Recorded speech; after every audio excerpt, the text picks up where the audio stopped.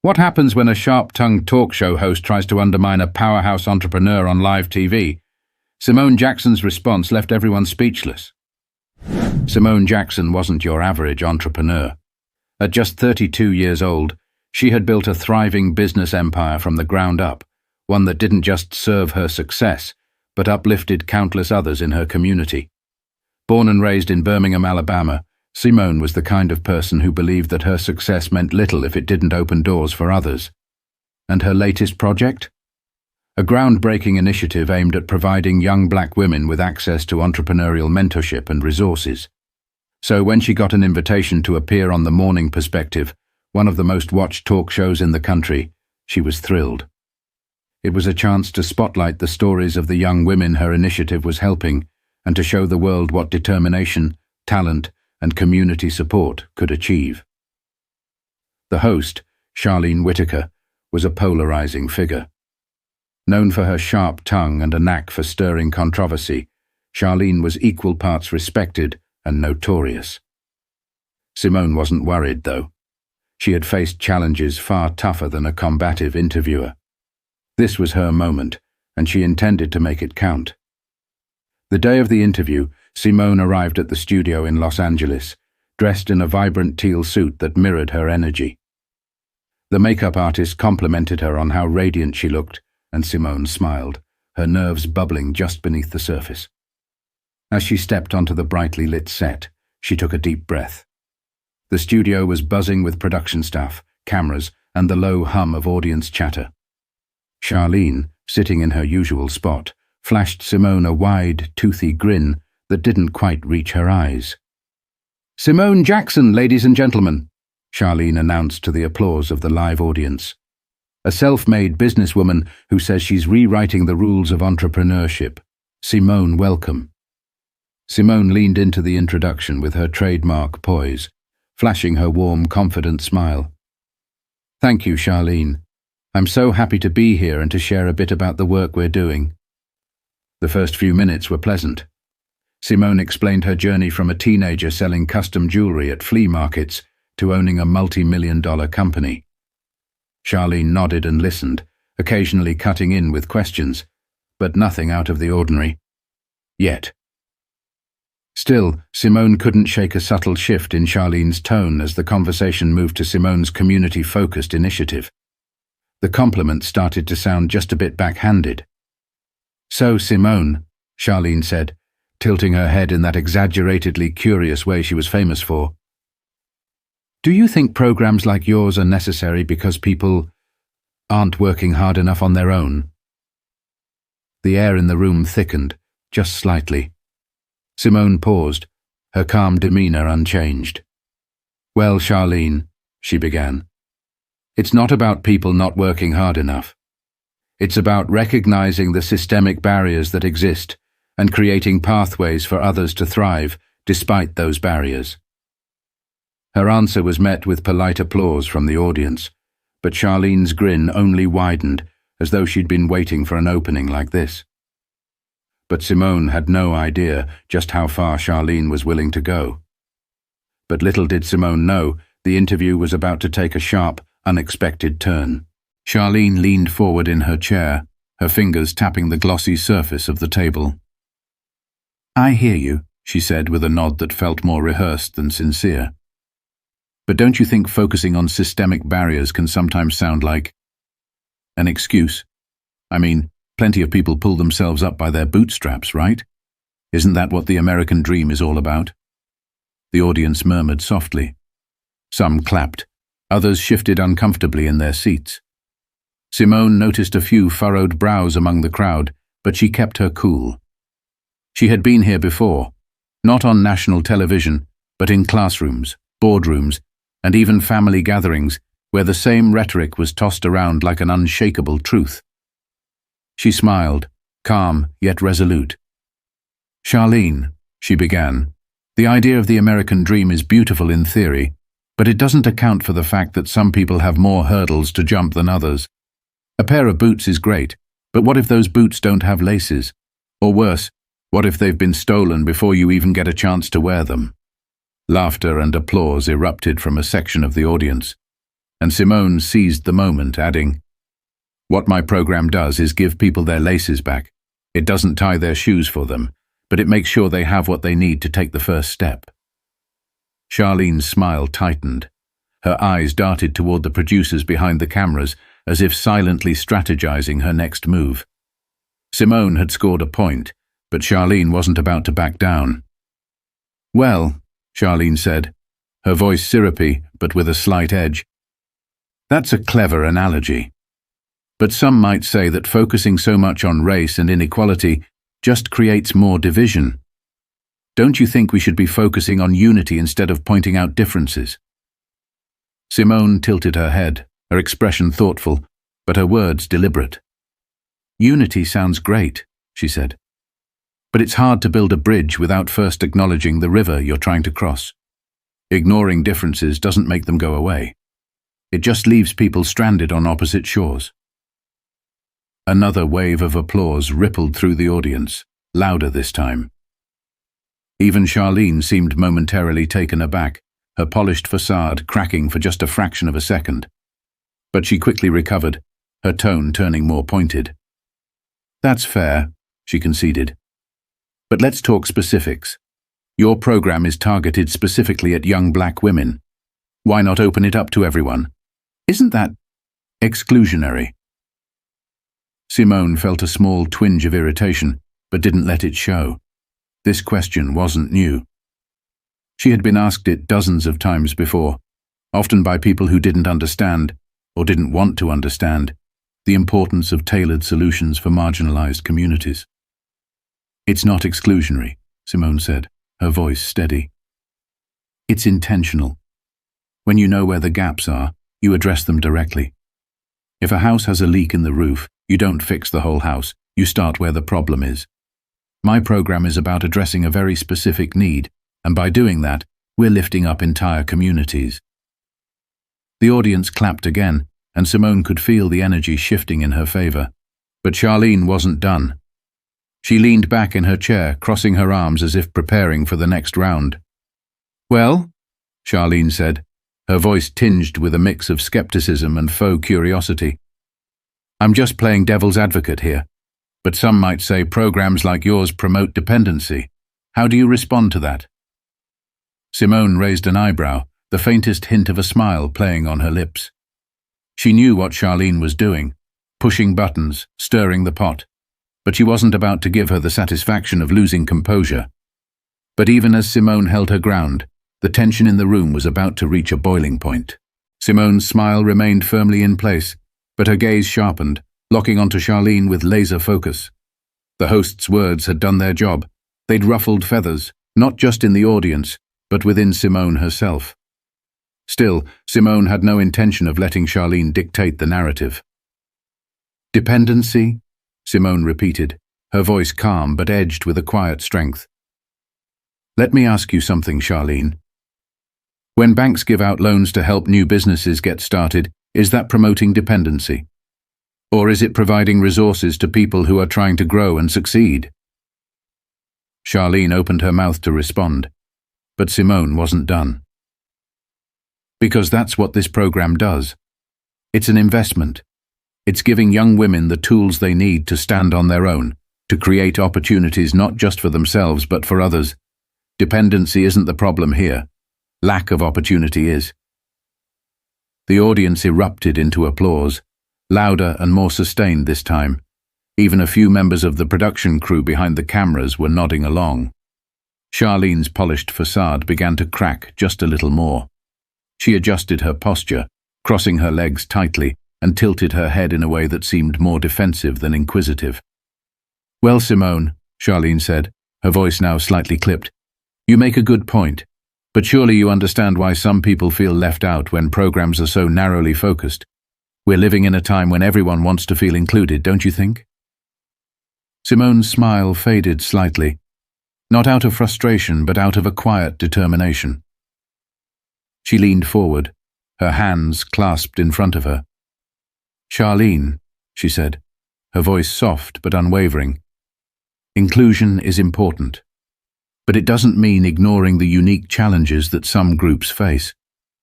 If a child is struggling in school, you don't hold the entire class back so that everyone feels the same. You give that child the extra support they need so they can catch up. And when they do, guess what? The entire classroom benefits. There was a beat of silence in the studio, the kind of silence that felt heavy, charged with the weight of something undeniable. But Charlene wasn't ready to back down. She smirked, leaning back in her chair, her eyes gleaming with the kind of challenge that had made her infamous. "Interesting perspective," she said.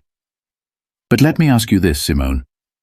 Do you think focusing so much on race might actually, I don't know, perpetuate division?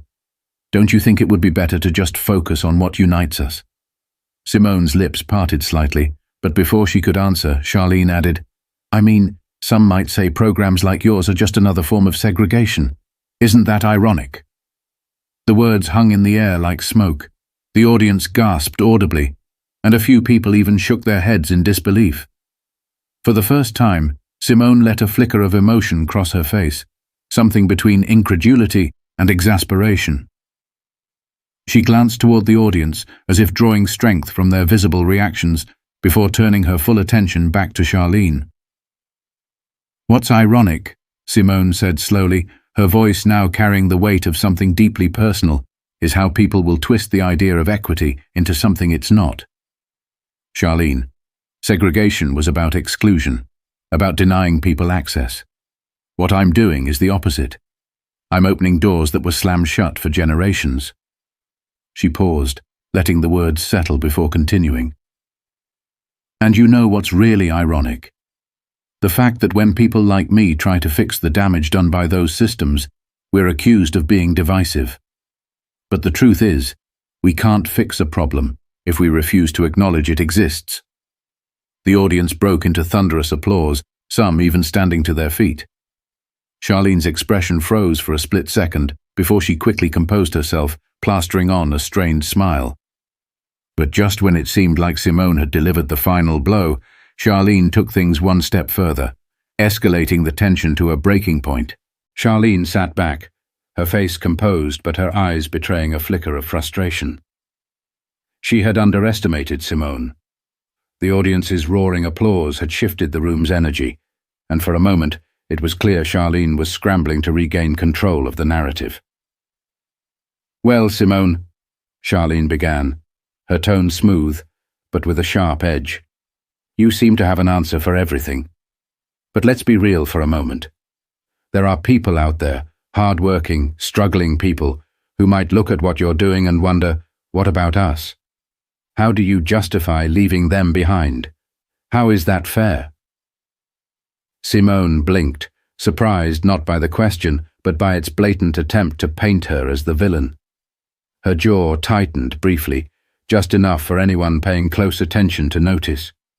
Then, just as quickly, her expression softened, replaced with a calm determination that made it clear she wasn't rattled. She leaned forward slightly, her voice carrying an unmistakable edge of clarity and resolve. "Fair?" Simone said, repeating the word with a quiet, deliberate power. "Charlene, let me ask you this. When a firefighter puts out a burning house, do we accuse them of being unfair to the houses that aren't on fire? Or do we thank them for protecting the neighborhood?" The studio fell silent. Not the uncomfortable kind of silence, but the kind that pulls everyone to the edge of their seats.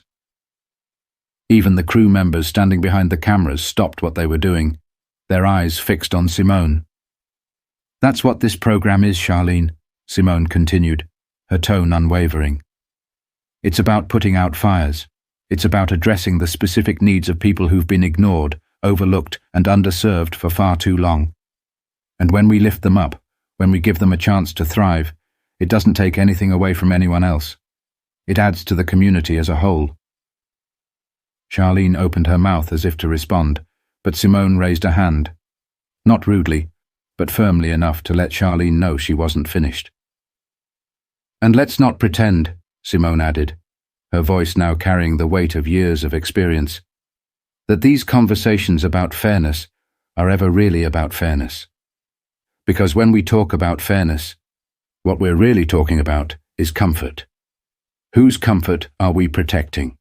Whose discomfort are we willing to ignore? And if addressing injustice makes some people uncomfortable, then maybe that's a discomfort we should all learn to live with. The audience exploded.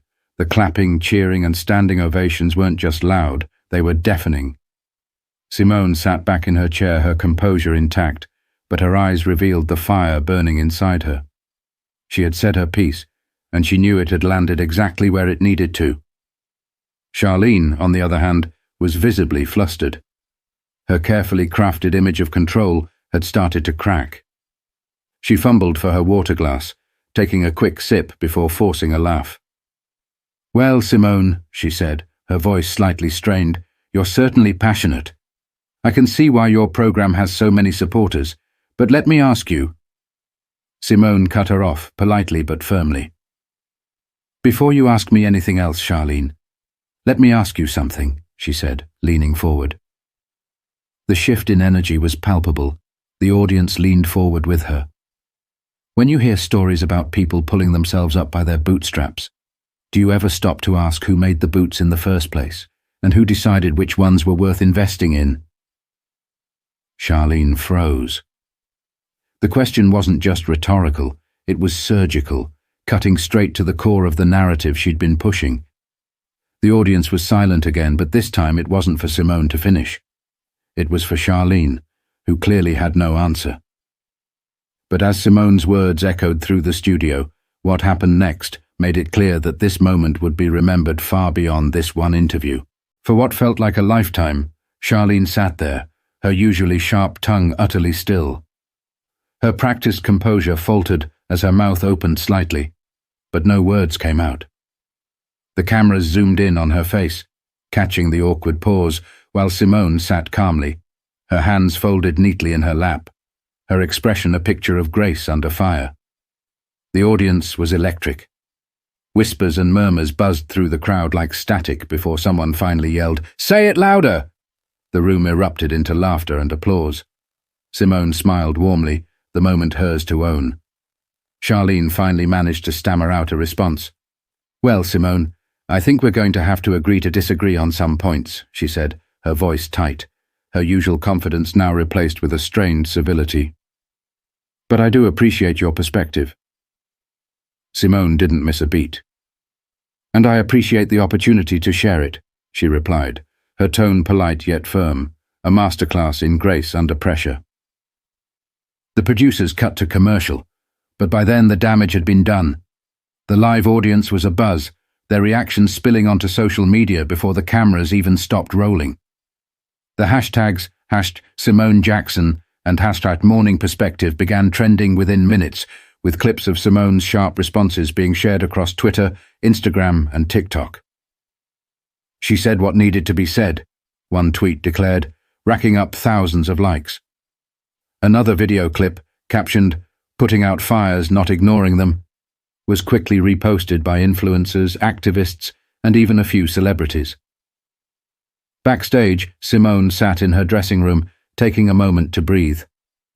Her phone buzzed non-stop with notifications, texts from friends, emails from supporters, and tags from strangers praising her eloquence and courage. She scrolled briefly, her heart swelling as she read messages from young women thanking her for her words. But the moment wasn't without its detractors. Some commenters accused her of being divisive, claiming she was too aggressive or not fair. Simone had seen it all before, though. She knew these criticisms weren't about her tone or tactics. They were about her refusal to shrink herself to make others more comfortable. And she had no intention of apologizing for that. Later that evening, as she sat in her hotel room overlooking downtown Los Angeles, Simone reflected on the day. The interview had been challenging, sure, but it had also been an opportunity to speak truth to power. She thought about the young women her program was helping, girls who might one day watch that interview and see a reflection of themselves in her strength, resilience, and unapologetic authenticity. Her assistant knocked on the door, poking her head in with a smile. "You're everywhere right now," she said. "CNN just picked up the story. They're calling it one of the most powerful live TV moments of the year." Simone smiled faintly, shaking her head. "It's not about me," she said quietly. "It's about the message." Her assistant nodded, holding up Simone's phone. "Still, you might want to see this. Beyoncé just shared the clip." Simone laughed, the weight of the day briefly lifting. "Well," she said, "I guess I can't argue with Queen Bey." The buzz surrounding the interview didn't die down for weeks. News outlets dissected the moment, think pieces debated its impact, and social media continued to amplify Simone's words. But for Simone, it wasn't about the headlines or the viral clips. It was about the young women who now knew that someone out there was fighting for them, carving out space for them in a world that too often tried to shut them out. And in the end, that was the real victory.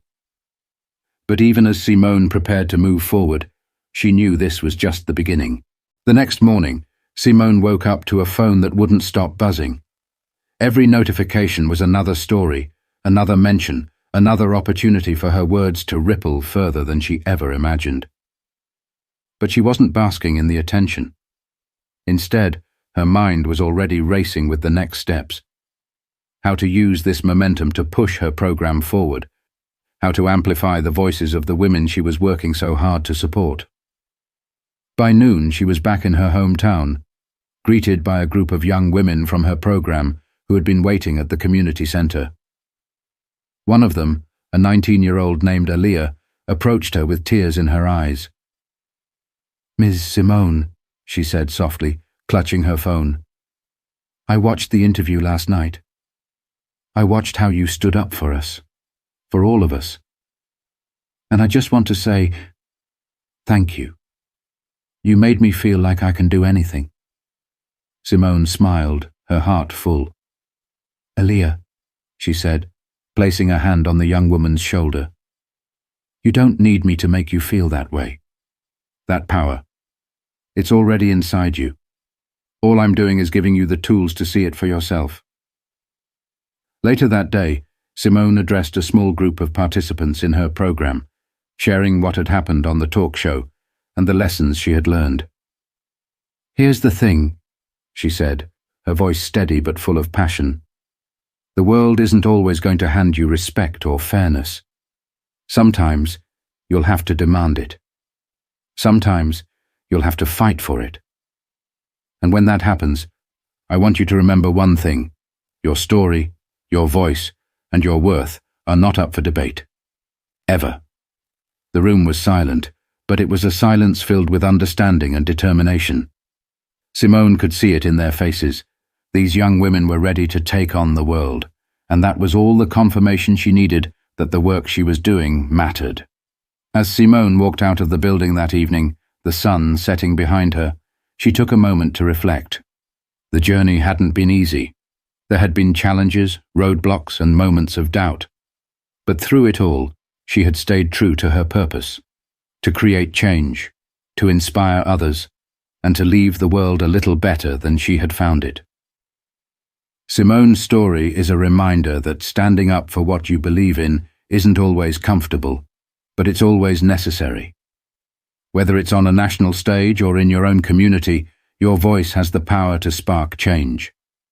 Don't let fear of discomfort or criticism stop you from speaking your truth. If Simone's journey resonated with you, take a moment today to think about how you can make a difference in your own community.